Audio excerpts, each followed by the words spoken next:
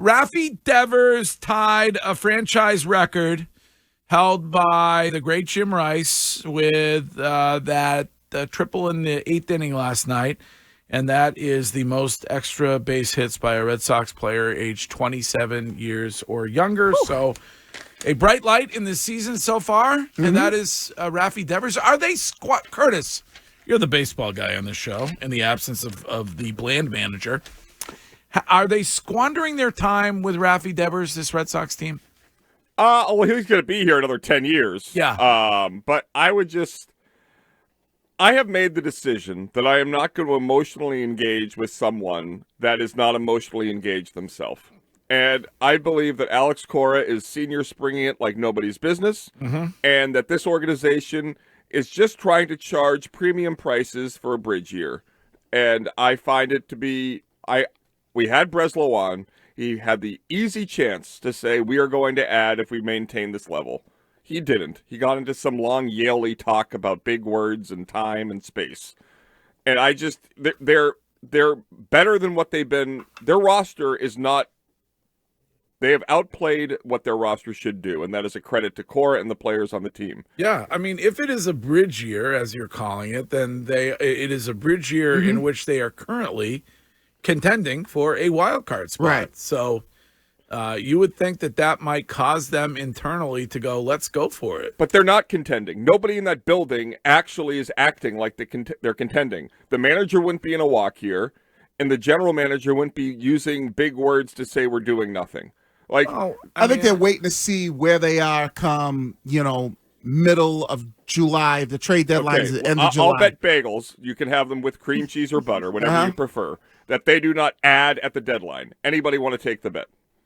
I don't know. I think maybe they would. I'm ever hopeful. Right. Hope they'll springs. add. I'll take that bet. Okay. You will? Because they're gonna add somebody. Okay. Let's do this. Let's have a. They're gonna add somebody. You can trade for someone, but they are not going to be trading prospects for a talent. They're not going to be giving up anybody that has a future here for a player now. If that makes sense. I mean, I think it's going to be based on where they are in, like you said, in the playoff hunt. And I don't know if they're going to add anybody of significant value, but they'll definitely. You don't think they're stung a little bit by what they did not do during the Bloom era, where you had back-to-back seasons where the players wanted them to go for it, where they were hanging around in somewhere near contention and didn't do anything? You don't think that stings a little bit, Curtis, or you don't think it matters? It stings. I mean, they promoted Sam Kennedy. I mean, like the Red Sox right now are trying to find a way to be competitive while being cost certain. And they're not going to do anything to jeopardize their future by giving up on somebody who has the potential to be a rookie contract star on the big league club.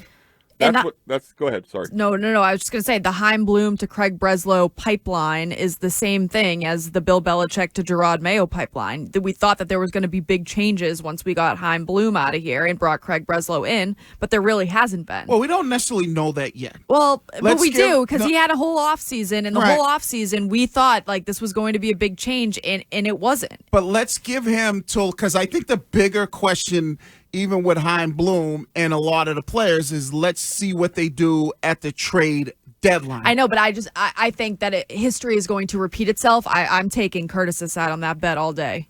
But I mean, right now it's early, but haven't they overachieved? Right. Yeah. So let's see if they're. So why would they invest on a team that's overachieved if they believe that the numbers will get back to what they expected to begin with? Well, if it were me and I was looking at it like going into it like we basically signed, Giolito was our big splash and he ended up getting, hurt. So I'm going to look at it like, all right, probably going to end up in last place again. And then boom, we're not in last place. We're in third place, a game out of the wild card.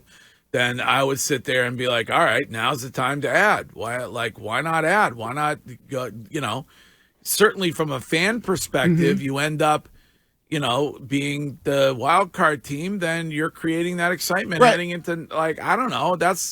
But maybe And they might add one I of want those- him to operate like Wick Grossbeck operates. Oh, well, that's Like, different. Amen. Huh? That's way different. Why? Because why does it have to be different? Because Wick is operating at like, all right, we are gonna spend maximum money and we're gonna go overboard. Like, Right. you remember how pissed Wick was last season and talked about it on this show. And some of us were lucky enough to be there at that very moment where he was very upset with the way certain individuals were coaching or Tread lightly. but individuals that were players that were coaching. Mm-hmm. What did he do? Goes in basically to Brad and says, do whatever it takes, spend whatever you can, Right. do a deal. And how did that work? Different Huh? different foundation. Why? though. What's different Because about you have arguably you got one of the top 5 best players in the NBA, and you got a guy who's probably one of the top 15 best players in the NBA. So you had a team that was in a position a couple of years ago, removed from a title game series. You already had this foundation of a really, really good team where the Red Sox have finished in last place the past 2 years. See, I And don't, excuse me, Curtis, I don't buy this argument in the Twitch chat where somebody says Wick had to spend because he needs a championship. Fenway Sports Group has brought 4. They don't need it. You always need a championship. And it would You be, But- and Wick doesn't. He didn't spend $600 million that he got from Celtics fans to buy a hockey team. The answer that most aggravates me, I don't know if you can tell from Breslow, is the fact that in hindsight he wouldn't redo the Chris Sale trade. If they truly wanted to contend, that'd be the first thing you undid.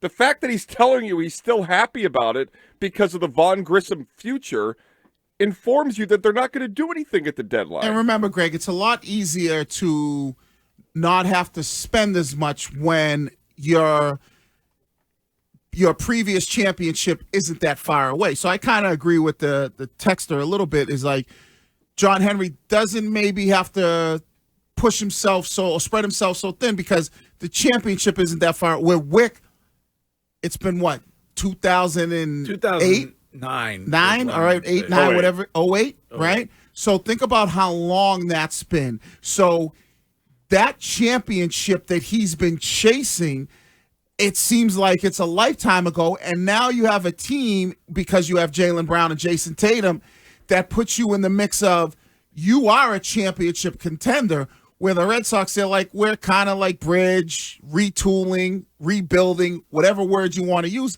Plus our last championship, it's starting to get a little bit further away, but it's not that far away. But you could also say since 2010, the Celtics have been to more finals than the Red Sox have World Series. Right. Red Sox went 13 and 18. Right. The Celtics have gone 10, 21, and 24. Yeah. So, you can say obviously titles are the most important. Right. They haven't won one, but Right. they have been more competitive. than Yeah, the I Red would Sox. say that they have consistently been more competitive, where the Red Sox have kind of been up or down, like finishing last place the past 2 years. Then what was that? 3 years ago, you're 2 games away from, what were they, in the ALCS, right? Right. Yeah. ALCS. Yeah, so it's kind of, and I get it, but I think they're kind of, and that's why I said the trade deadline this year will determine if it's kind of like business is being done as usual, if they don't do anything and they're right in the mix. Do you think Wick Grossbeck would have let Kyle from weei-fm walk out the door? No. That really, for so many reasons that have little to do with on-the-field performance, was the beginning of the end for me. Because they, in years past, would have jumped in with both feet with a guy that was so marketable, so in love with the team and the town in such a short amount of time. Even last year, Turner to me is a very similar kind of player. Absolutely. A guy that came here immediately was a championship caliber guy in the locker room. Fan favorite, a guy that the kind of player that Boston loves. Never and- doubted his effort, even on a season that was going down the tubes. No. So, yeah. But they look at it like, we don't need those guys if we can get these younger guys to perform. And the younger guys are doing that. I just think, to their point, though, don't you as a franchise want people that fans immediately buy into, that fans want to go in person to see? If you're charging these crazy prices for tickets, for concessions, for jerseys, you want those people that Right, but fans then- are putting their heart and soul into. But then what happens, though, is then you might buy into a guy that fans love in the moment, but then maybe he's not giving you the same type of production or the production that you're getting. It's like the Marcus. But they had the best of both worlds. It's there. like the Marcus Smart thing. Fans loved him, but it got to a point where it's like, all right, they love him so much, you hold on to him too long. And I'm not saying Kyle from Waltham would have been that guy, but maybe they just looked at it and goes, well, if we keep Kyle from Waltham, maybe we don't have Tristan Cassis and a young kid that we can kind of build to be the future. a little premature for them to make that decision at that point of Kyle from Waltham's career. All right, well, Red Sox win.